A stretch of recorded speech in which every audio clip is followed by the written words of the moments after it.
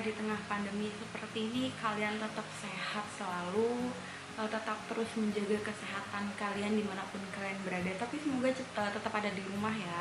Terus juga kalian semoga juga masih tetap semangat untuk belajar meski sistemnya daring, luring, atau mau PJJ atau mau sistemnya BDR, belajar dari rumah. Saya harapkan kalian masih tetap semangat untuk tetap menerima ilmu yang diberikan oleh guru-guru kalian, bagaimanapun caranya, bagaimanapun usahanya.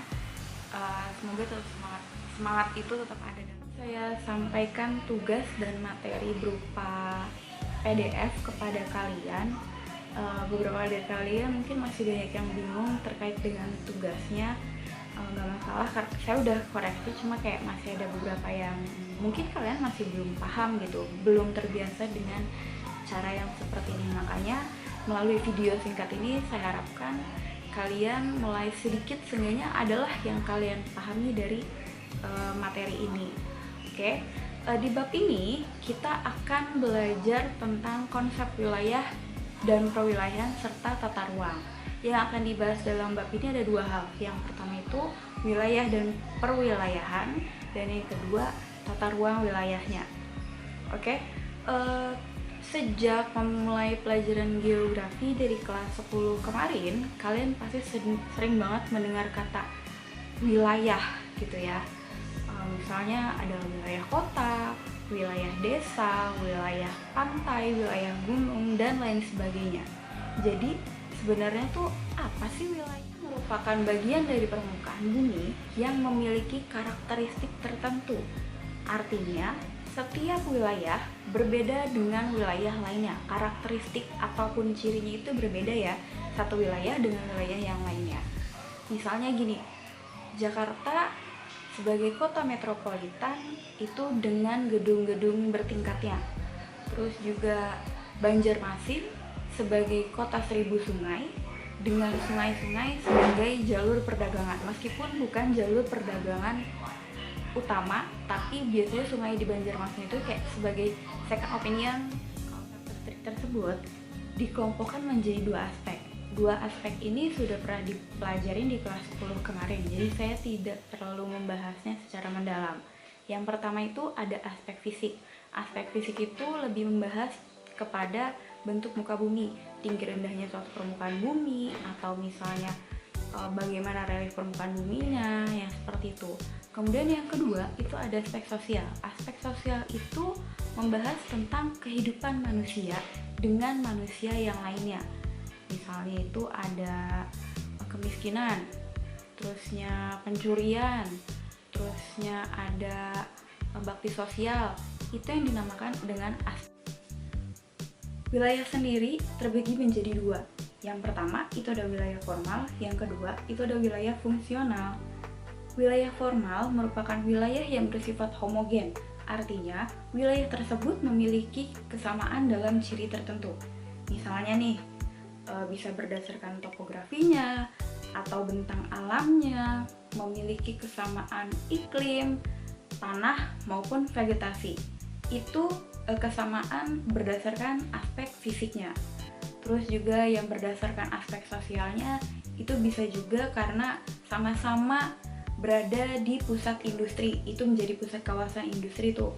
Atau bisa juga karena pekerjaan yang sama dalam suatu karakteristik tertentu. Jadi satu wilayah itu karakteristiknya karena pekerjaannya itu sama. Sebagai contoh, daerah Yogyakarta nih ya, saya contohkan daerah Yogyakarta. Karena sebagian besar dari kalian sudah pernah ke wilayah Yogyakarta kan? Jadi di wilayah Yogyakarta itu ada yang namanya Pegunungan Sewu. Nah, Pegunungan Sewu itu merupakan wilayah formal. Kenapa? Karena di daerah tersebut itu kebanyakan pegunungan kars atau kapur. Jadi di daerah-daerah tersebut itu kalau misalnya ada tanah-tanahnya, tanah yang kalau pegunungan kapur tuh tanah yang tinggi gitu, itu tuh bentuknya semacam tebing gitulah. Nah, tebingnya itu dia itu batuan-batuan kapur. Nah, dari batuan kapur itu biasanya kalau orang-orang luar kalau misalnya datang mau ke sana itu untuk penelitian, disebutnya tuh pegunungan kars. nama daerahnya itu Pegunungan Sewu.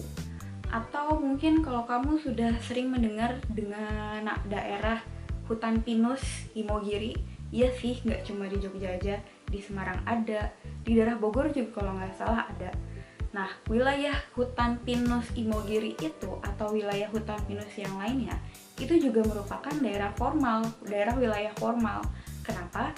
Karena mereka memiliki kesamaan vegetasinya.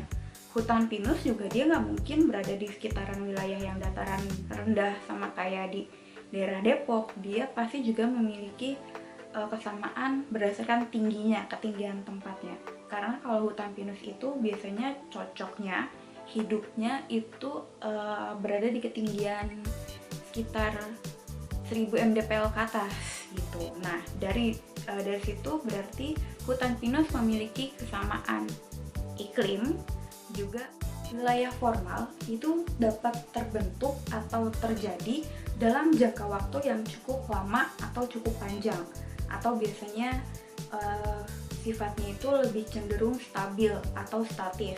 Dia tuh nggak berubah dalam waktu jangka yang misalnya dalam waktu 2 bulan terus dia berubah atau beralih fungsi sebagai wilayah yang lainnya. Terus juga dia tuh nggak mudah untuk yang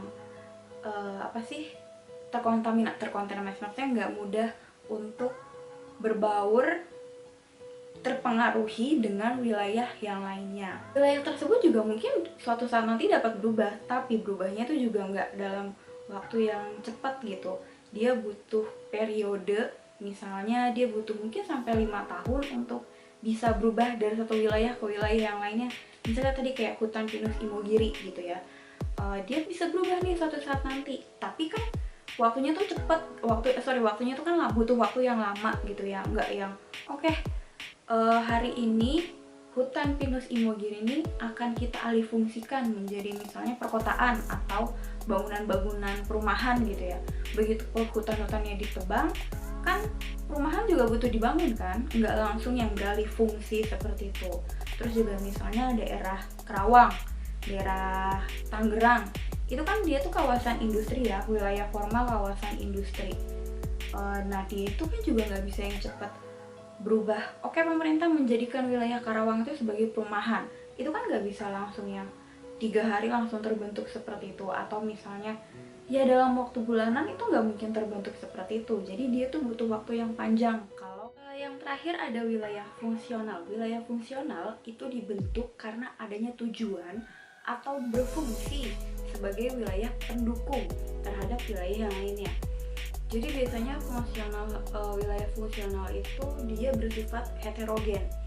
Dalam satu wilayah itu dia terdiri dari beberapa fungsi. Jadi wilayah tersebut memiliki fungsi yang lainnya untuk wilayah yang lainnya juga.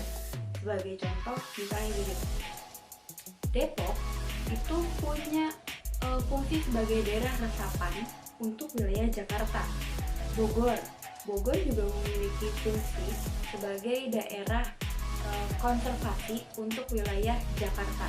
Jadi Depok dan Bogor ini merupakan wilayah fungsional untuk kota Jakarta, maupun wilayah-wilayah yang lainnya yang sebagai wilayah penyangga lah kalau bisa dibilang tuh. Jadi punya fungsi lain terhadap kota yang lainnya. Kayak kemarin kalau kalian cari terkait dengan wilayah fungsional, itu kan adanya tuh contoh daerah kan, misalnya kayak Korea Selatan, terus Bogor, Tangerang. Nah itu maksudnya wilayah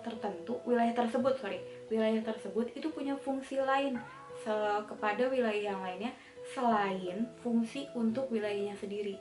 Jadi kalau wilayah fungsional itu selain wilayah itu punya fungsinya dan tujuannya untuk wilayahnya sendiri, dia juga punya tujuan dan fungsi khusus terhadap wilayah yang lainnya. Makanya wilayah fungsional itu bersifat heterogen. Terus juga kalau wilayah fungsional itu bisa berubah sewaktu-waktu. Fungsinya itu bisa berubah sewaktu-waktu. Misalnya nih, kalau di daerah Depok itu mungkin 2 tahun kemudian dari sekarang itu punya suatu kebun raya, atau misalnya punya juga suatu tempat yang dikhususkan untuk melindungi hewan atau enggak biasanya tumbuhan lah gitu, flora dan fauna tuh dilindungi di situ, adanya di wilayah Depok. Nah, Depok ini juga bisa berubah fungsinya yang tadinya daerah resapan menjadi daerah konservasi. Jadi binatang-binatang flora fauna yang ada di Jakarta itu bisa ditaruh di Depok gitu. Nah, di tempat konservasinya itu. Jadi, si Depok ini juga punya tempat atau fungsi lain kepada kota yang lainnya gitu. Kalau gitu hari ini kita coba dulu sampai di sini. Sampai ketemu minggu depan. Terus berdoa dan belajar. Assalamualaikum warahmatullahi wabarakatuh. Selamat